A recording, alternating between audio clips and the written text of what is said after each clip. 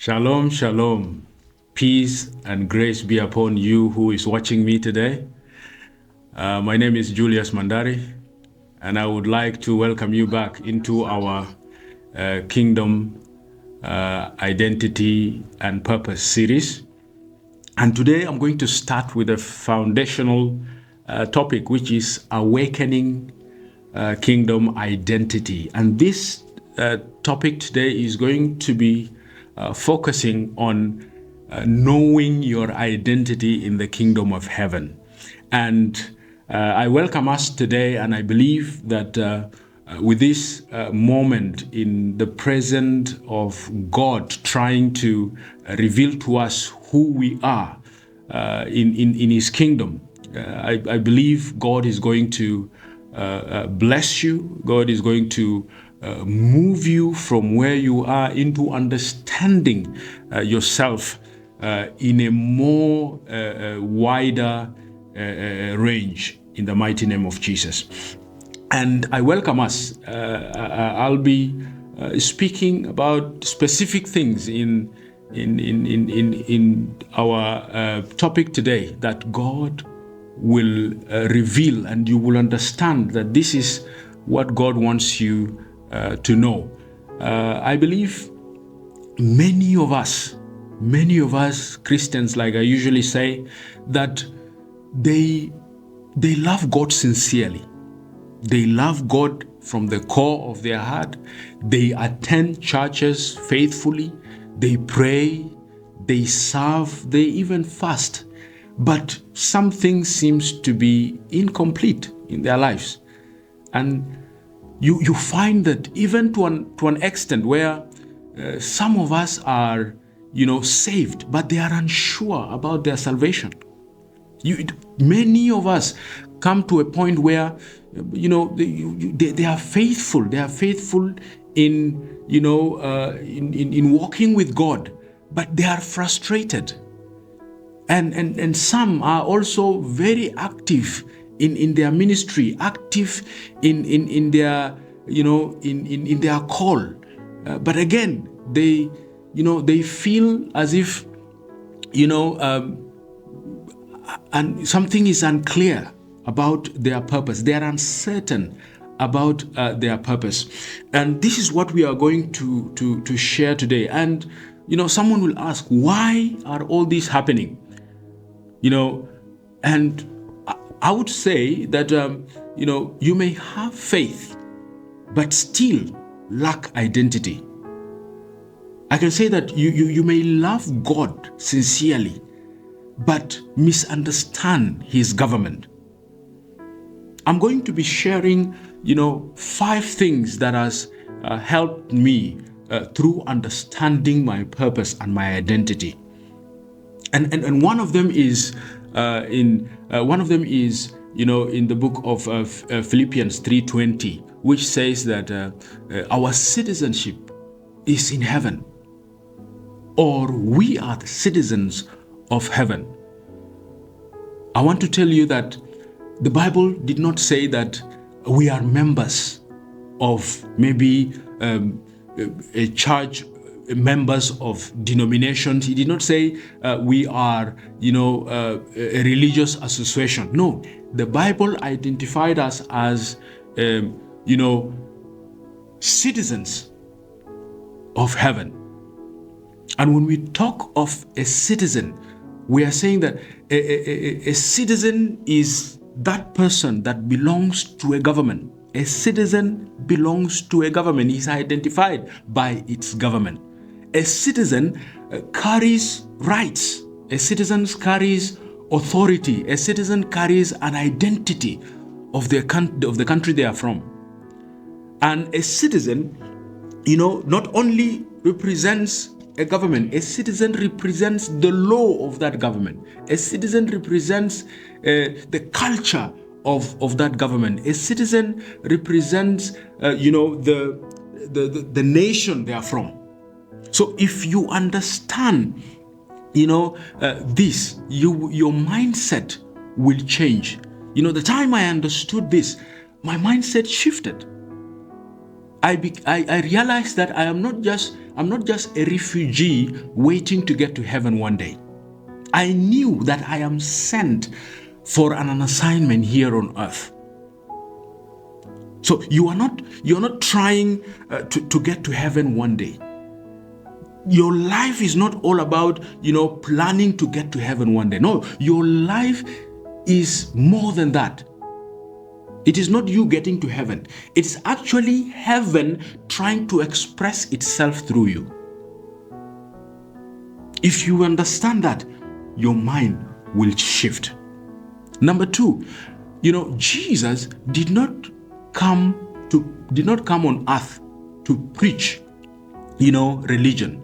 Jesus came to preach kingdom.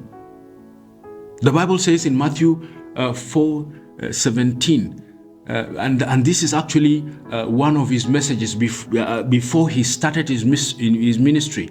The first message that he has actually preached publicly was Matthew 4:17, where he says, "Repent, for the kingdom has come." Repent, for the kingdom has come. You see, the word repent means to change the way you think. In other words, repent is actually shifting your mindset. Why? Because a kingdom has arrived. It's not when a government comes, it is not about having a weekly gathering. A government is not about coming together and having a prayer session or creating a prayer group. A government is not an emotional experience. A government is a kingdom represented, and we all know that a government, or when we talk of a kingdom, which is the government of heaven, it has a king. A government has a culture. A government has a law. A government has authority. A government has territory, and a government has representatives. This is how a government looks like. Now, if you understand that you are from a government, you will stop to think like a beggar. You will stop praying like a beggar. You will start to pray and to, reflect yourself as someone who is sent from heaven. Number three, we are not survivors. We are ambassadors. That's what the Bible calls us. We are ambassadors. We are not survivors. Many of us live like spiritual survivors in this life. And that is not true. That is not our true identity. We are ambassadors, and the Bible identifies us as ambassadors. Many of us, pray begging God to help them survive. Many of us pray begging God, to help them, make it in life. But I want to make you understand today that God has not designed us that way. You see, an ambassador, when an ambassador is sent to a nation, or when an ambassador is sent to a different territory, they don't beg the host country for identity. No, they carry authority of their homeland. And what I want to make you understand is that this is very important. I want you to know that, your identity expresses your identity determines your expression. Your identity express or determines your expression. The way you express yourself is determined by your identity. That is one. Number two, your citizenship determines your lifestyle. Where you're coming from will determine the life you're supposed to live. So people will see your citizenship in your lifestyle. Number three, your assignment will determine your authority. the reason why you are called will be seen in how you display your authority, how you display the authority of your jurisdiction. So if you see yourself as a victim, that's how you'll speak. That's how you will live your life. But if you see yourself as sent, you will stand differently. And the moment I realized that I was not only a survivor, that I am an ambassador. You see, when heaven, sends a representative, heaven does not only send a representative here on earth without backing them up. Heaven does not assign you with a purpose that he is not ready, or the government of heaven is not ready to provide the resources. Whenever the government of heaven assigns you for a purpose or calls you for a purpose, the provision and the resources for your call, for your purpose, is provided by heaven. And whenever you are there doing the work and representing heaven, heaven is there to back you up. That's what the Bible tells us. And leading us to our fourth point, which is that Jesus, or the God, his first creation purpose, or the reason why God created man particularly, was not to practice religion. Man was not created in the beginning for religion or for denomination or for any of the things we see today that is contrary to the kingdom's purpose. God created man to dominate. Man was created for dominion. And that's what the Bible says in Genesis 1:26, that have dominion. That was the purpose why we are created. And when we look at the word dominion, dominion means delegated authority. In other words, dominion is the power, the power to bring heaven's order here on earth. That is dominion. Adam was not created to start maybe a prayer, association or a group of, gathering. Adam was created to govern the earth through God's authority. And the second Adam, which is Jesus, Jesus didn't come on earth, to start a Christianity of religion. No, Jesus came to restore a kingdom that we've lost through the fall of man, a kingdom that we've lost through lack of understanding, lack of identifying ourselves.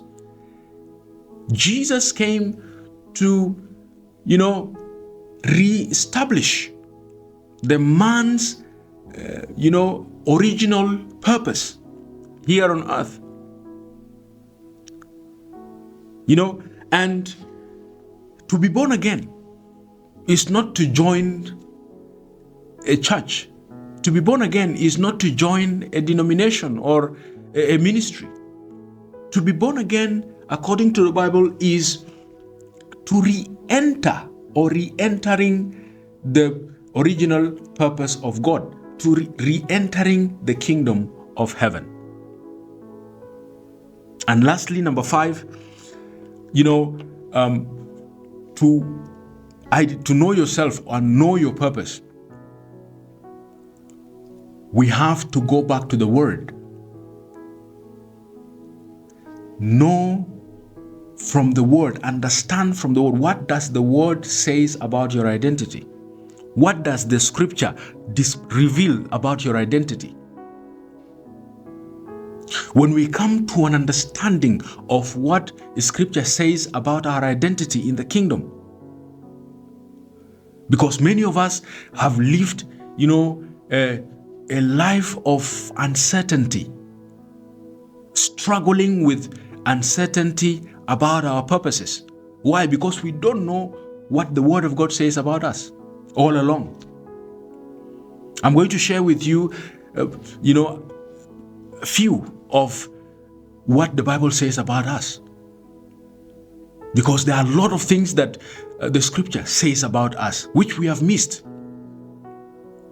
One is in the book of John, the Gospel of John, chapter 1, verse 12. The Bible identifies us as children of God. The Bible says that you are a child of a king. How does a child of a king behave? How does a child of a king live? How does a child of a king display themselves? If you can relate to the children of the president today, do they live in fear? Do they live in lack? Do they face, struggles about who they are while they are backed up by their fathers? I don't think so. The Bible says that you are a child of a king. So behave like a child of a king. And we look also in the book of the epistle of Ephesians chapter 2 verse 6. It said that we are seated with Christ. Where is Christ seated? At the right hand of the Father. So you are seated. Where Christ is seated, you are. Where He is, you are. And when you are seated in the seat of authority, because that's where He sits. The Bible also says in the epistles of 1 Peter chapter 2 verse 9 that we are part of a royal priesthood. We are of a royal family. How does a royal family, how is it portrayed today? Relate to a royal family today. That's what the Bible speaks about your identity. And lastly, I want to share Matthew 5, 14, which talks about that you are the light of the world. What does the light do in darkness? It chases away. When the light comes, the darkness disappears. You are the influence of the world. You are the light of the world. You are the eyes of the world. You are the marking scheme of this world. Whatever the world lacks, through you they will see. Whatever, chaos that is happening, it is through you that it is seen. It is through you that is corrected. It is through you that problems are solved. Peace is stabilized. Because you are the light of the world, the understanding of the world. And so, I want to say, when you have that understanding, fear loses its identity on you. Fear loses its grip on you. When you have this understanding, culture stops to control you. Tradition stops to have any influence on you. When you have this understanding on you, circumstances stops to define who you are.